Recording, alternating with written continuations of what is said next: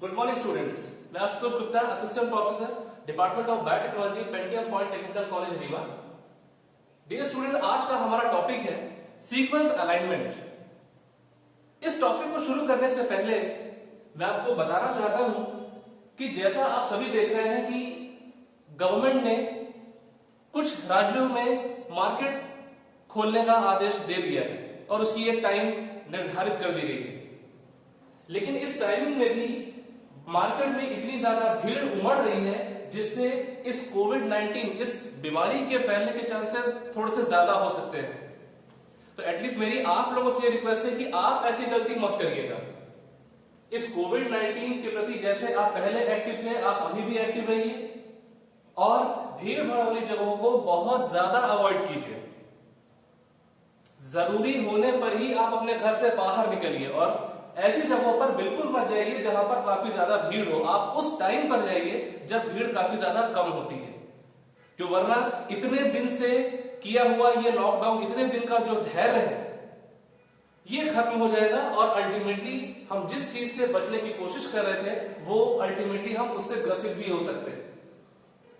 तो मेरी आपसे ये रिक्वेस्ट है कि आप दूसरों को देखकर ऐसा ना करें, बल्कि दूसरों को भी समझाएं कि ऐसे समय में अभी भीड़ भाड़ वाले एरिया में ना जाएं, ऐसे टाइमिंग पर जाएं जब भीड़ काफी ज्यादा कम हो और आप भी इस चीज को फॉलो करिए। हमारा जो टॉपिक है आज का सीक्वेंस अलाइनमेंट, ये बायो इन्फॉर्मेटिक्स का एक टॉपिक है। हम लोग आज वीडियो में ये समझने की कोशिश करेंगे कि सीक्वेंस अलाइनमेंट एक्चुअल में है क्या और क्यों कर रहे हैं। यहां मैंने पीछे दो शब्द लिखे हुए हैं, पहला है सीक्वेंस और दूसरा है अलाइनमेंट। सीक्वेंस का मतलब आप भी जानते हैं कि कोई एक क्रम, एक ऑर्डर की बात हो रही है। सीक्वेंस किसी चीज का एक क्रम, एक सीक्वेंस क्या है। दूसरा शब्द है अलाइनमेंट। हम अलाइनमेंट का मतलब क्या है? अलाइनमेंट का मतलब है कि किसी भी चीज को एक प्रॉपर सीक्वेंस में अरेंज कर देना। सीक्वेंस अलाइनमेंट एक प्रॉपर वे में किसी सीक्वेंस को अलाइन करना, उसको इस प्रकार से अरेंज कर देना कि वो हमारे लिए एक यूजफुल, मतलब हमें यदि कुछ इंफॉर्मेशन प्राप्त करनी है तो हम अलाइनमेंट करके उस सीक्वेंस से इंफॉर्मेशन को प्राप्त कर सके। तो एक्चुअल में ये सीक्वेंस अलाइनमेंट है क्या, हमें आज इस चीज को जानना है। हम लोग कोशिश करते हैं और मैं पूरी कोशिश करूंगा कि इस वीडियो के थ्रू हम आपको सीक्वेंस अलाइनमेंट के बारे में कुछ बता सके।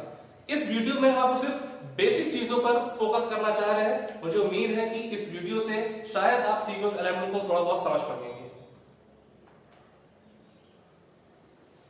हम लोग की साइंस में, लाइफ साइंस में हम लोग इंफॉर्मेशनल, नॉन इंफॉर्मेशनल मॉलिक्यूल्स के बारे में पढ़ते हैं। हम लोगों ने यह पढ़ा हुआ है कि लिविंग ऑर्गेनिज्म में डीएनए, आरएनए एंड प्रोटीन, मतलब न्यूक्लिक एसिड और प्रोटीन, ये दो ऐसे मॉलिक्यूल हैं जो इंफॉर्मेशनल है। इंफॉर्मेशनल का मतलब संदेश देने वाले, किसी प्रकार की जानकारी, माफ कीजिएगा, जानकारी देने वाले, इंफॉर्मेशन देने वाले। तो हम सभी इस बात को जानते हैं कि हम जैसे भी हैं, हमारे अलावा जितने जीव इस दुनिया में हैं, सबके अंदर इंफॉर्मेशन को कोड करने वाला, जैसे कोडिंग होती है, कोड करने वाला हमारे अंदर एक मॉलिक्यूल प्रेजेंट होता है जो जनरेशन टू जनरेशन ट्रांसफर होता है। जैसे हमें जो इंफॉर्मेशन ट्रांसफर हुई है वो हमारे पेरेंट्स की है, आने वाली जनरेशन में ये इंफॉर्मेशन हमारी जनरेशन से आगे की जनरेशन में जाएगी। उसी प्रकार से वो इंफॉर्मेशन, मतलब ये पीढ़ी दर पीढ़ी, जनरेशन टू जनरेशन बढ़ती जाती है। तो ये यहां पर सीक्वेंस अलाइनमेंट का मतलब क्या है ये अलाइनमेंट?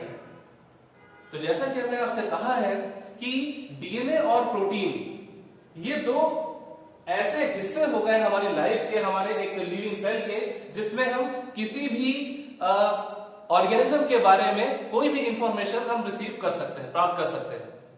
सो एक्चुअल में ये सीक्वेंस अलाइनमेंट है क्या, हम लोग इसको समझने की कोशिश करते हैं।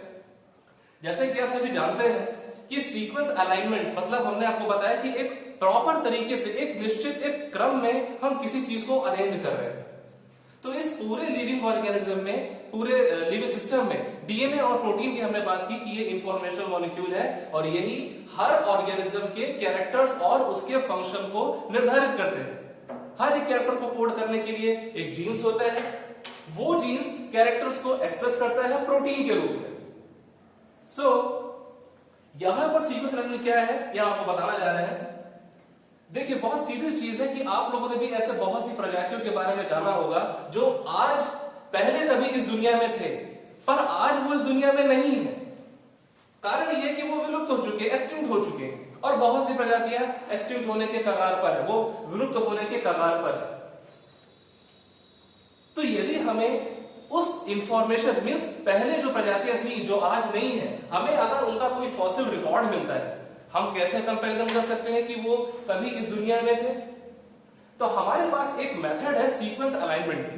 ये एक ऐसी मेथड है जिसमें हम कई सारे डीएनए के सीक्वेंसेस, आप बहुत अच्छे से जानते हैं कि डीएनए सीक्वेंसेस का मतलब है डीएनए में न्यूक्लियोटाइड्स का, नाइट्रोजनस बेसिस का सीक्वेंस होता है। हमारे डीएनए में एटीजीसी का अलग सीक्वेंस होगा, आप सभी के में ATGC, adenine, guanine, cytosine, thymine के अलग अलग सीक्वेंसेस होंगे।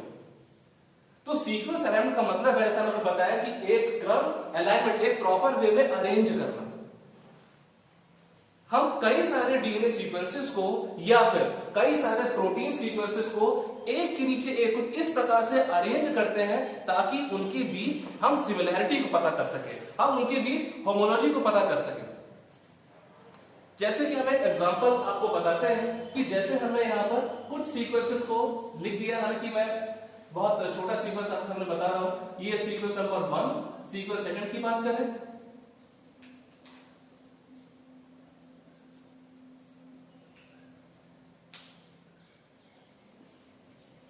जैसे कि हमने यहाँ पर 3 सीक्वेंस लिखे हुए हैं। पहला सीक्वेंस है adenine, guanine, adenine, thymine, adenine, guanine. ऐसा ही दूसरा सीक्वेंस है, ऐसी तीसरा है।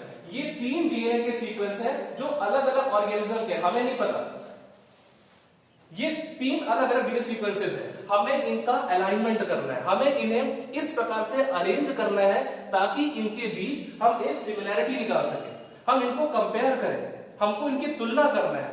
और तुलना इस प्रकार से करना है कि हमें इनके बीच रिलेशन क्या है, हम उस रिलेशन को फाइंड आउट कर सके। जैसा कि पहला आप सीक्वेंस देखिए कि पहले सीक्वेंस में भी एडेनिन है, सेकंड में भी एडेनिन है, थर्ड में भी एडेनिन है। तो ये हमारा एक यहां पर मैचिंग हो गया।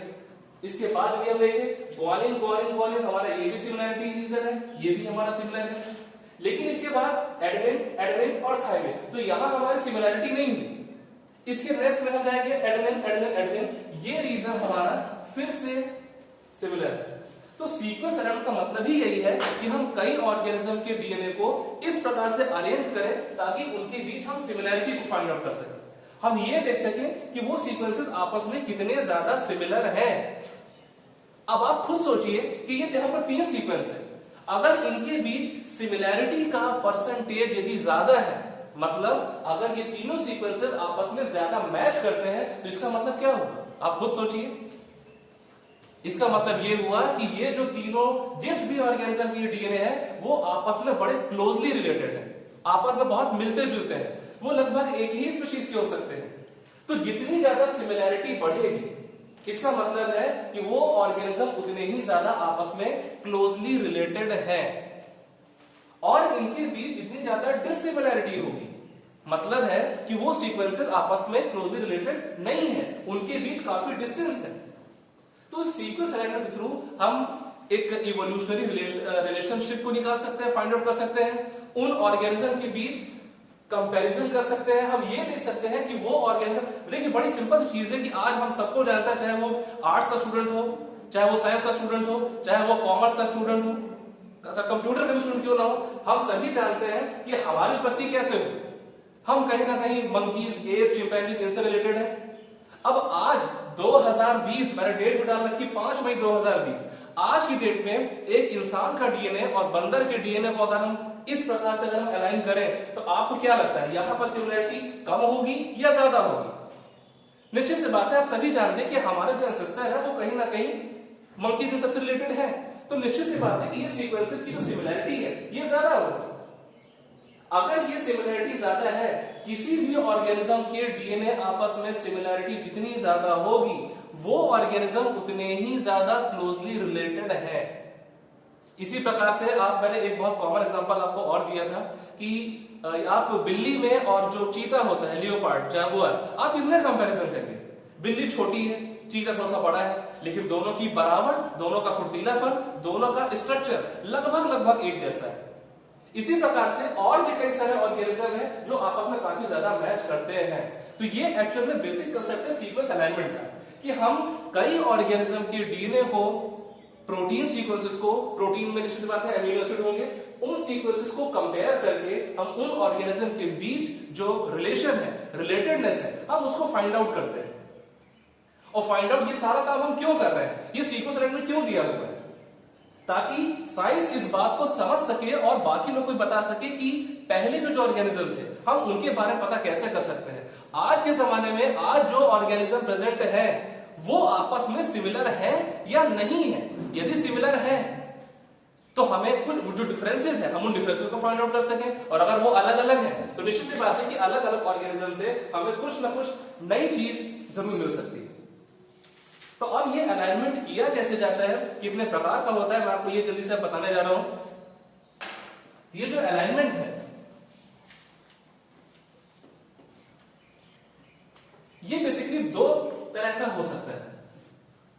एक है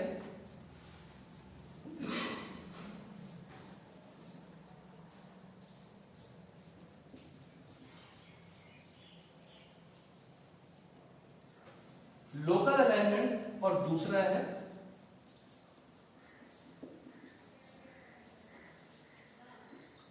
global alignment. Local alignment and global alignment, ये दोनों नाम से ही आप समझ सकते होंगे कि लोकल और ग्लोबल का मतलब क्या है। अलाइनमेंट आप समझ ही रहे हैं कि अलाइनमेंट का मतलब है कि एक प्रॉपर वे में किसी चीज को अरेंज कर देना।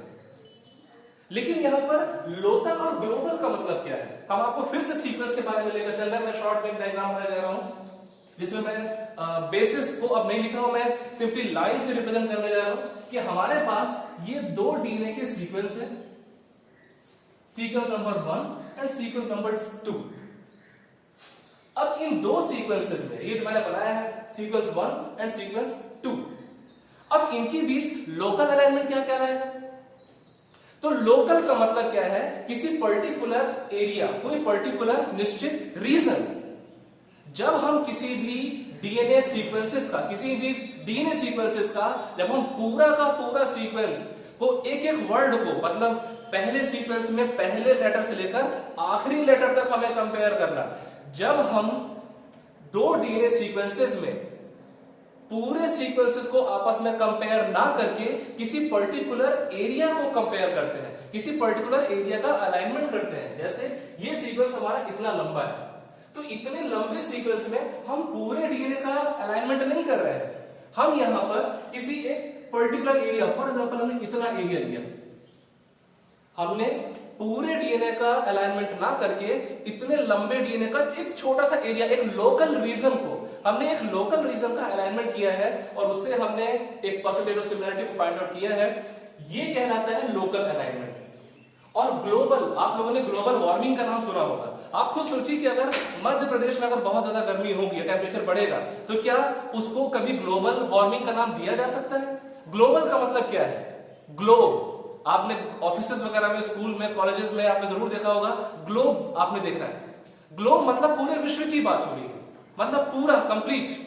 जब हम ग्लोबल अलाइनमेंट हम तब कहेंगे जब किन्हीं भी सीक्वेंसेस को हम फ्रॉम बिगिनिंग टू एंड, मतलब शुरुआत से लेकर अंत तक जब हम एक एक लेटर को जब हम कंपेयर करते हैं, वो कहलाता है हमारा ग्लोबल अलाइनमेंट।